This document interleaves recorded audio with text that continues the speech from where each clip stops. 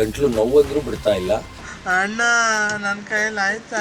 ಹಂಗೆ ಬಿಸಿನೀರು, ಸ್ಟೆಪ್ ಸಿಲ್ಸ್, ಅದು ಏನೇನೋ ಚೀಪ್ಕೊಂಡು ಕೆಮ್ಮು ಸಿರಪ್ ಎಲ್ಲ ಚೀಪ್ಕೊಂಡು ಕೊಡ್ತಾ ಇದ್ದೀನಿ. ಅದಕ್ಕೆಲ್ಲ ಈಗ ನಾಳೆ ಹೊಡೆಯೋರು ಇವತ್ತು ಹೊಡೆಯೋರಿಗೆಲ್ಲ ನಾಳಿದ್ದು ಇಟ್ಕೊಂಡ್ಬಿಡ್ತೀನಿ. ಅದು ತಿರ್ಗಾ ಅವತ್ತಿನ ಡೇ ಫುಲ್ ಆಗುತ್ತೆ. ಸೊ ಎಷ್ಟು ಬಿಸಿ ಇದ್ದೀರಾ ಈಗ ಬಿಗ್ ಬಾಸ್ ಇಂದ ಹೊರಗಡೆ ಬಂದ್ಮೇಲೆ?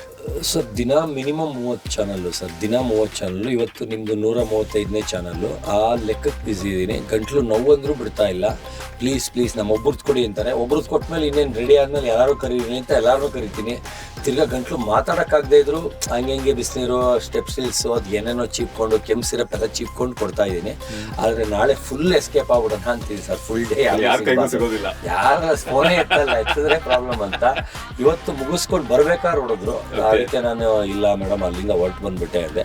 ಇಲ್ಲಿ ಮುಗಿಸ್ಕೊಂಡು ಸಿಗಂಗಿಲ್ಲ. ಇಲ್ಲಿ ಮುಗಿಸ್ಕೊಂಡು ನಾನು ಇನ್ನೊಂದು ಕಡೆ ಮೀಟಿಂಗ್ ಇದೆ ಮೇಡಮ್, ನಂದು 5ನೇ ತಾರೀಕು ಒಂದು ಡಾಗ್ ಲಾಂಚ್ ಇದೆ, ಅಲ್ಲಿಗೆ ಹೋಗ್ಬೇಕು ನಾನು ಅಂದೆ. ನಾಳೆ ಇಟ್ಕೊಳ್ಳೋದು, ನಾಳೆ ದಯವಿಟ್ಟು ಗಂಟ್ಲು ನೋವು ಪ್ಲೀಸ್ ಬಿಟ್ಬಿಡಿ ಅಂತ ಕೇಳ್ಕೊಂಡಿದ್ದೀನಿ. ಅದಕ್ಕೆಲ್ಲ ಈಗ ನಾಳೆ ಹೊಡೆಯೋರು ಇವತ್ತು ಹೊಡೆಯೋರಿಗೆಲ್ಲ ನಾಳಿದ್ದು ಇಟ್ಕೊಂಡ್ಬಿಡ್ತೀನಿ. ಅದು ತಿರ್ಗಾ ಅವತ್ತಿನ ಡೇ ಫುಲ್ ಆಗುತ್ತೆ ಸರ್. ಸ್ಟಾಪೇ ಆಗಿಲ್ಲ ಸರ್.